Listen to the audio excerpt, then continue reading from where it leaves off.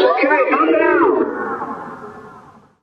How controlled Trump world is by Elon and how little anyone actually cares about anti-Semitism to the extent that it can't be weaponized against anti-Zionism. I mean, that's pretty much what it's about. And just how little they care about American society. They don't really care about the future of this country.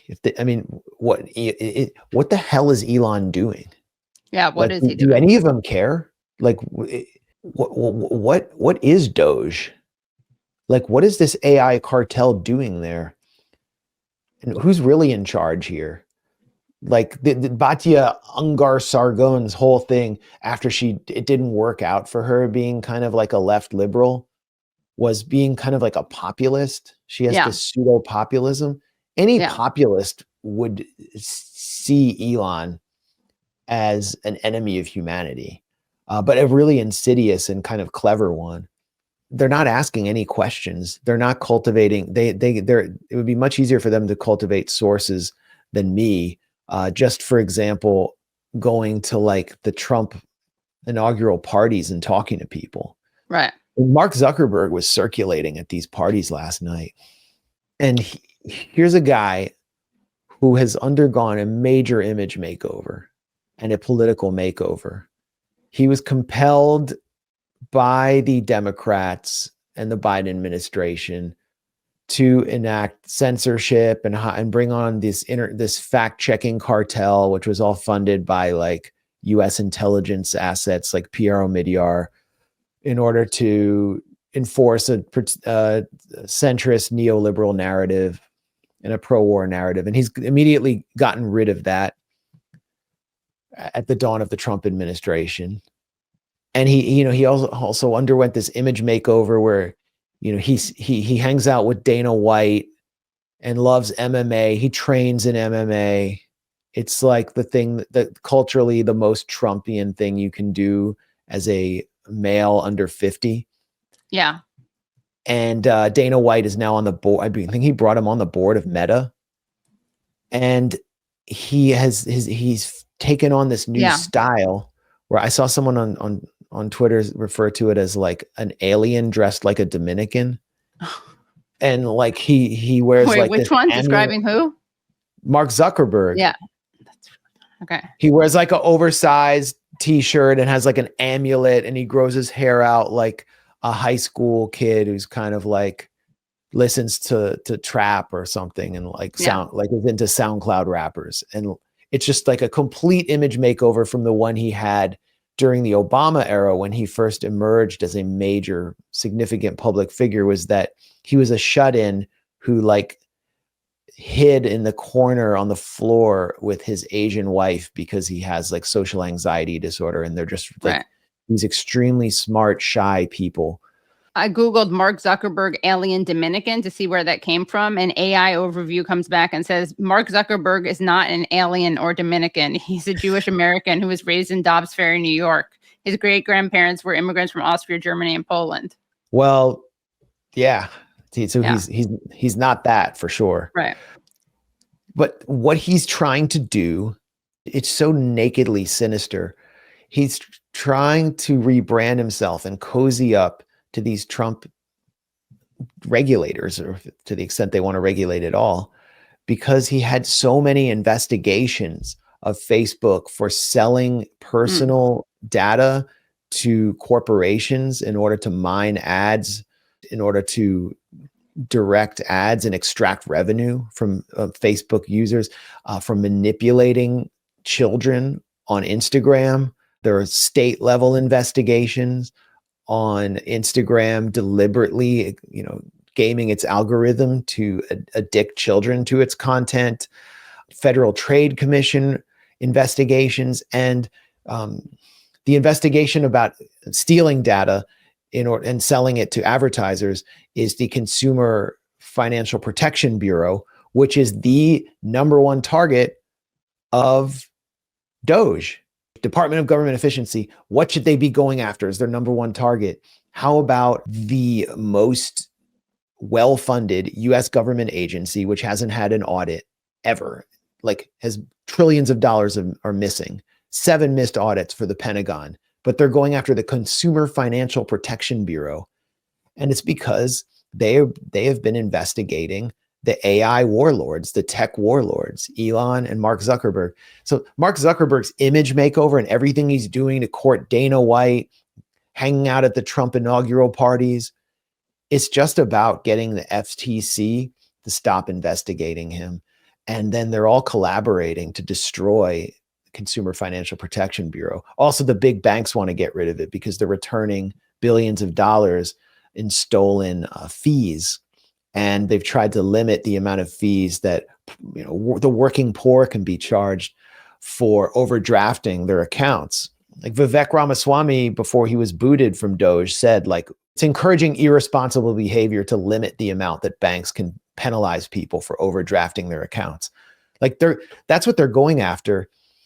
And the Batya Ungar Sargons and the Jewish right, they're protecting these people on every level, to the point where when they plausibly sig heil, they're demanding the most charitable interpretation possible. And right. It's not Jeremy Corbyn, some guy who lives in a small flat and has dedicated his life to anti-racism and has no money to speak of. Like, right. You meet Jeremy Corbyn, he's always wearing a second or third hand sweater. Yeah. Like, there's nothing artificial about him. They're protecting the most elite of the predator class that will dominate the Trump administration and every other administration after it, after they get what they want out of this one. Parker Luckey, you know who Parker Luckey is? Mm-mm.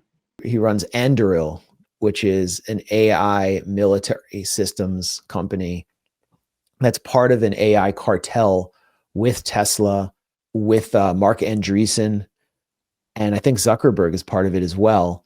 And they're banding together as a cartel in the Trump administration so they can get the equivalent of no bid contracts.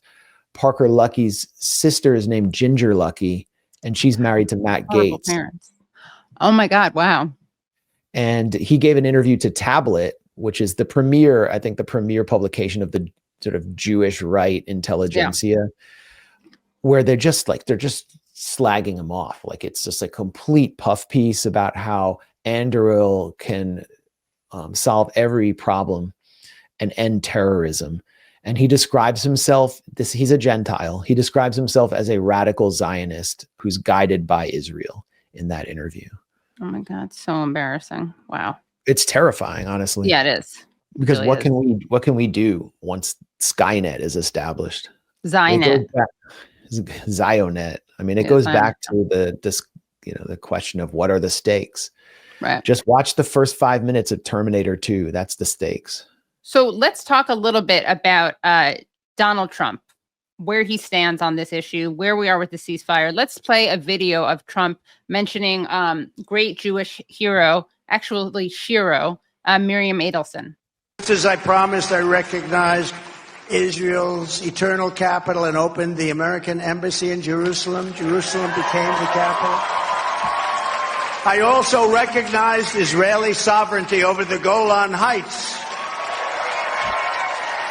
You know, Miriam and Sheldon would come into the White House probably almost more than anybody outside of people that work there. And they were always after, and as soon as I'd give them something, always for Israel. As soon as I'd give them something, they'd want something else. I said, give me a couple of weeks, will you please?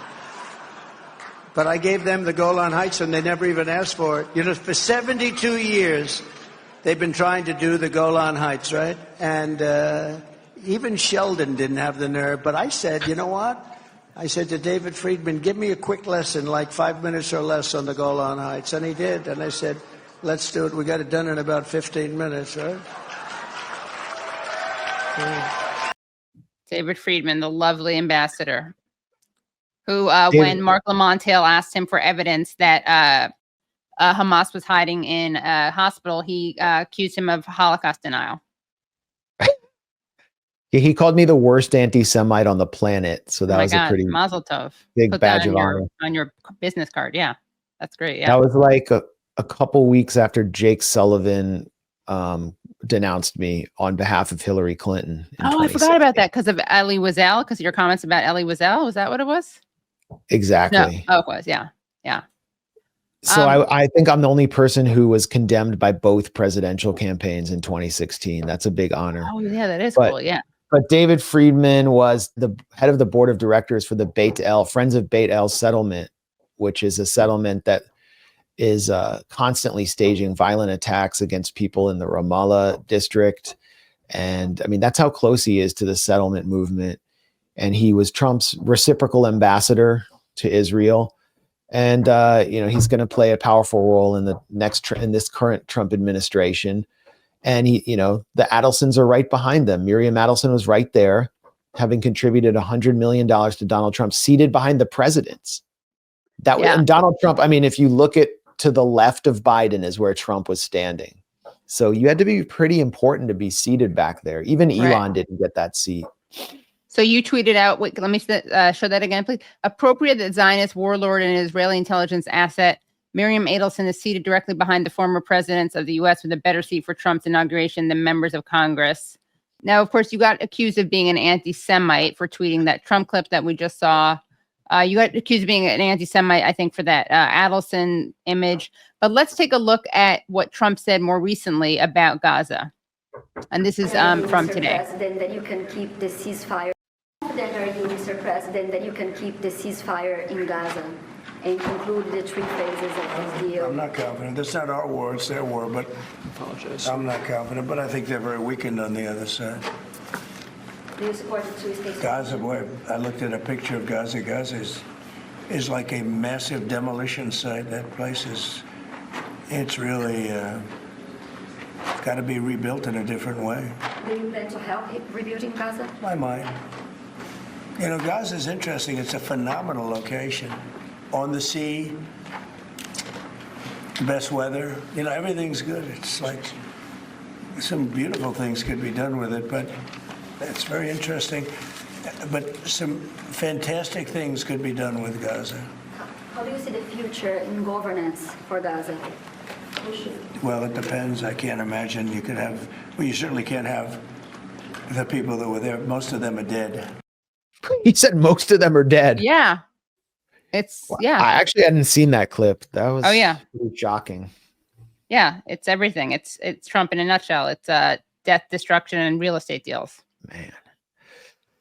Facilitated. Yeah, I mean, it's also hard to know what to make of his comments, like what direction he's going to go in. Right. But it's just a really dark perspective. And he acknowledges that there's more of an acknowledgement of destruction in Gaza and death than the Biden administration would offer. He also stated that 700,000 Ukrainians have been killed in the proxy war, which is, I mean, I think that's a really, really high estimate, but that's also something that would have never slipped from the mouth of a Biden administration official. And that's why you can always play that game. Who said it, Trump or Chomsky? Exactly. Right? They'll say the same thing, just different moral takeaway. Like when I brought this up today, I was doing a stream with DM25 with Yanis Varoufakis. And, remember during the first debate with Trump and Biden, this round, Biden says that the only people who want to keep fighting are Hamas. And Trump is like, what are you talking about? Israel wants to keep fighting. And you should let them finish the job. Like a total Trumpism. Says something that the Dems would never say on both ends. They don't want a ceasefire. He said it.